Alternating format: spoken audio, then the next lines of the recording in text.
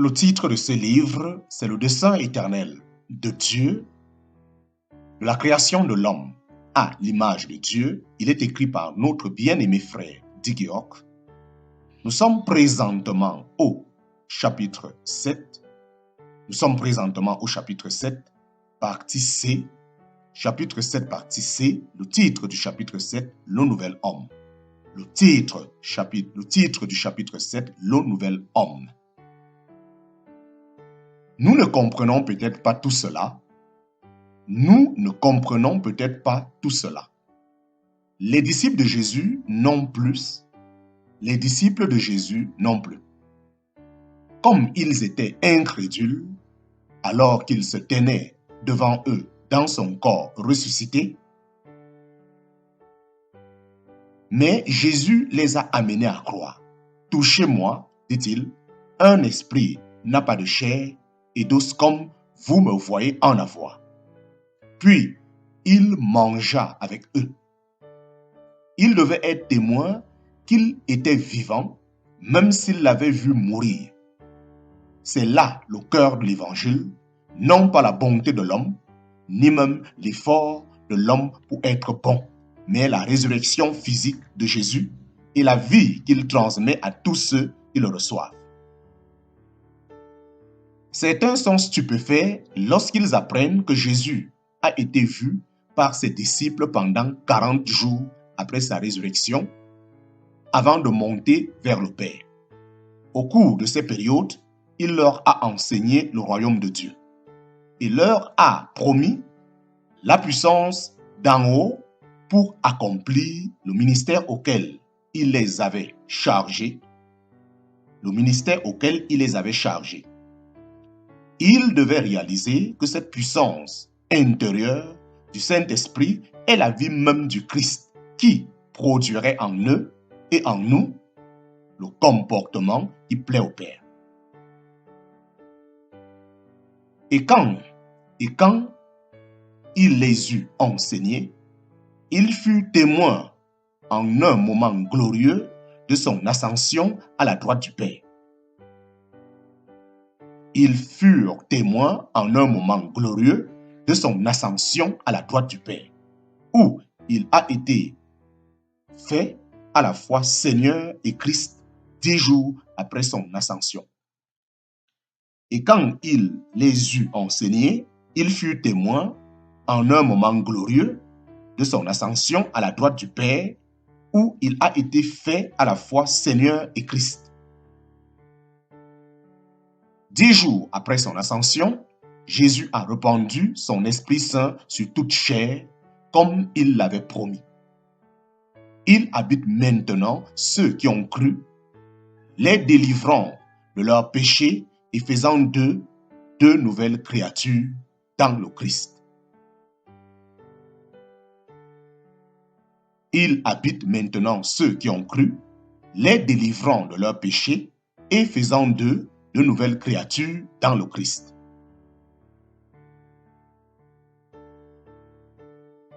Fin du chapitre 7. Les différents versets bibliques utilisés. 1 Jean chapitre 12, verset 24. 1 Jean chapitre 12, verset 24. 2 Luc chapitre 24, verset 13 à 16. 3 Marc chapitre 16, verset 9. 4 Jean chapitre 20, verset 11 à 18. 5 Luc chapitre 24, verset 36 à 46. 6 Hébreux chapitre 9, verset 27. Hébreux chapitre 9, verset 27. Jean chapitre 2, verset 19 à 22. 8 Romains chapitre 6, verset 9 à 10. 9 Genèse chapitre 1, verset 26. 10 Apocalypse chapitre 1, verset 5. 11 1 Corinthiens chapitre 15, verset 20 à 23. 12 Romains chapitre 5, verset 10. 13 1 Corinthiens chapitre 15, verset 50. 14 1 Corinthiens chapitre 15, verset 46. 15 1 Jean chapitre 3, verset 1 à 2. 16 1 Corinthiens chapitre 15, verset 42 à 49.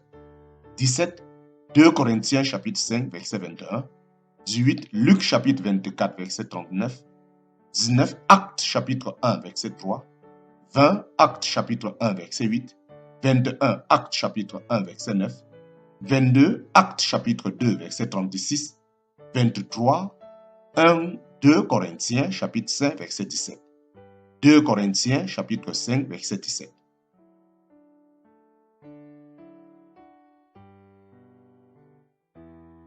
Chapitre 8, notre part. Chapitre 8, notre part. Le titre de ce livre, c'est Le dessein éternel de Dieu, de la création de l'homme à l'image de Dieu. Il est écrit par notre bien-aimé frère Dick York. Nous sommes présentement au chapitre 8, notre part. Chapitre 8, notre part. Il y a peut-être une autre question à poser. Que dois-je faire pour être sauvé? Cette interrogation nous ramène aux propos initiaux de ce livre, à propos de la relation entre la position éternelle d'une personne et un certain niveau de promesse et d'assurance que l'on ressent. Il y a peut-être une autre question à poser. Que dois-je faire pour être sauvé? Cette interrogation nous ramène aux propos initiaux de ce livre à propos de la relation entre la position éternelle d'une personne et un certain niveau de prouesse et d'assurance que l'on ressent. Les auteurs du Nouveau Testament ont abordé ce que l'on pourrait considérer comme notre part dans le plan de Dieu pour créer l'homme à son image. L'apôtre Paul prêchait la repentance envers Dieu et la foi envers le Seigneur Jésus-Christ. La repentance envers Dieu et la foi envers le Seigneur Jésus-Christ. Ces deux éléments, la repentance et la foi, constituent son thème. Ces deux éléments, la repentance et la foi, constituaient son thème. En décrivant la chute d'Adam, nous avons utilisé ces thèmes. Adam s'est repenti de sa soumission à l'autorité de Dieu et a mis sa foi dans le mensonge de Satan. Dans ce modèle, il était très évident de savoir ce qu'impliquait la repentance. Adam a changé d'avis. Adam a changé d'avis. Alors qu'auparavant, il avait honoré l'autorité de Dieu, il s'est soudainement repenti. Il s'est joint à Satan pour douter de l'intégralité de Dieu. Au sens figuré, il a fait demi-tour. Il a tourné le dos à Dieu et son visage vers le tentateur. Là, c'est le repenti qui éloigne de Dieu. Là, c'est le repenti qui éloigne de Dieu. Deuxièmement, il a fait confiance aux paroles de Satan. Il croyait qu'il ne mourrait pas, mais qu'il serait comme Dieu. Sa foi était envers Satan, avec pour conséquence qu'il a obéi au mensonge. Son acte injuste de désobéissance à Dieu a entraîné la mort. Nous avons donc hérité individuellement de cette relation indépendamment de ce que nous avons fait nous-mêmes. Le cas de Jésus, le deuxième homme, étant différent, il ne s'est pas détourné de Dieu et n'a pas cru au mensonge. Le cas de Jésus, le deuxième homme, était différent. Il ne s'est pas détourné de Dieu et n'a pas cru au mensonge. Il a obéi à Dieu et a accompli tout ce qui était nécessaire pour sauver les membres déchus de la race d'Adam. Il a accompli tout ce qui était nécessaire pour sauver les membres déchus de la race d'Adam. Les voix des prophètes et des apôtres résonnent dans les couloirs de l'histoire, appelant les hommes de la race d'Adam à se repentir. Les voix des prophètes et des apôtres résonnent dans les couloirs de l'histoire, appelant les hommes de la race d'Adam à se repentir. Jean-Baptiste a dit, repentez-vous car le royaume de Dieu est proche. Repentez-vous car le royaume de Dieu est proche. Jésus est venu en disant, repentez-vous car le royaume de Dieu est proche. Repentez-vous car le royaume de Dieu est proche. Pierre et Paul sont également venus avec le message de la repentance. Ils voulaient tous dire, changez de pensée. Retournez-vous. Changez de pensée, retournez-vous. Mettez-vous d'accord avec Dieu. Changez de pensée, retournez-vous, mettez-vous d'accord avec Dieu. L'autorité est la question, comme elle l'a toujours été.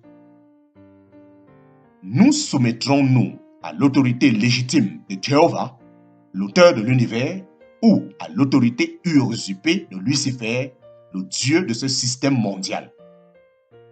La véritable repentance nous détourne de tous les autres pour reconnaître l'autorité de Dieu. L'autorité est la question, comme elle l'a toujours été. Nous soumettrons-nous à l'autorité légitime de Jéhovah, l'auteur de l'univers, ou à l'autorité usurpée de Lucifer, le Dieu de ce système mondial?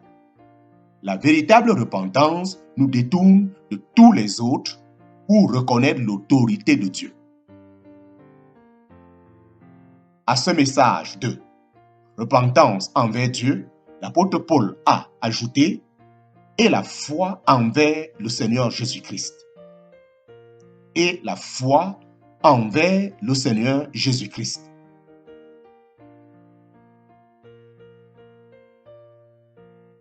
La Bible dit, sans la foi, il est impossible d'être agréable à Dieu. Sans la foi, il est impossible d'être agréable à Dieu. La foi n'est pas simplement une attitude mentale positive envers quelque chose que l'on a décidé de faire. La foi n'est pas simplement une attitude mentale positive envers quelque chose que l'on a décidé de faire. La foi qui sauve est une confiance centrée sur la personne du Seigneur Jésus-Christ. C'est la confiance inébranlable que son œuvre rédemptrice satisfait pleinement les exigences de la justice de Dieu en notre nom. Le Sauveur de tous les hommes. Le Sauveur de tous les hommes. En tant que jeune croyant, je suis tombé sur le texte suivant. Nous mettons notre espérance dans le Dieu vivant, qui est le Sauveur de tous les hommes, principalement des croyants. Nous mettons notre espérance dans le Dieu vivant, qui est le Sauveur de tous les hommes, principalement des croyants. J'ai réfléchi à cela. À la lumière de nombreux versets bibliques,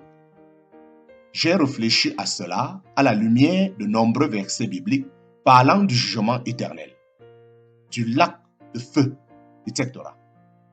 L'idée que tous les hommes soient sauvés semblait incongrue. Et cette expression principalement des croyants, cela signifiait-il que certains sont plus sauvés que d'autres?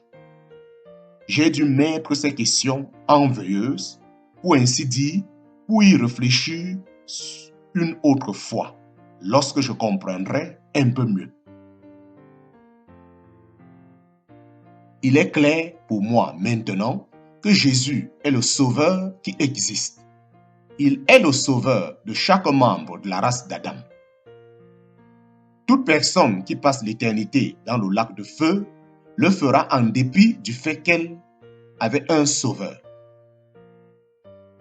Jésus est le Sauveur de tous les hommes, mais surtout de ceux qui croient, car ceux qui croient bénéficieront des avantages de ce salut pour toute l'éternité. Il est clair pour moi maintenant que Jésus est le seul Sauveur qui existe. Il est le Sauveur de chaque membre de la race d'Adam. Toute personne qui passe l'éternité dans le lac de feu le fera en dépit du fait qu'elle avait un sauveur. Jésus est le sauveur de tous les hommes, mais surtout de ceux qui croient, car ceux qui croient bénéficieront des avantages de ce salut pour toute l'éternité.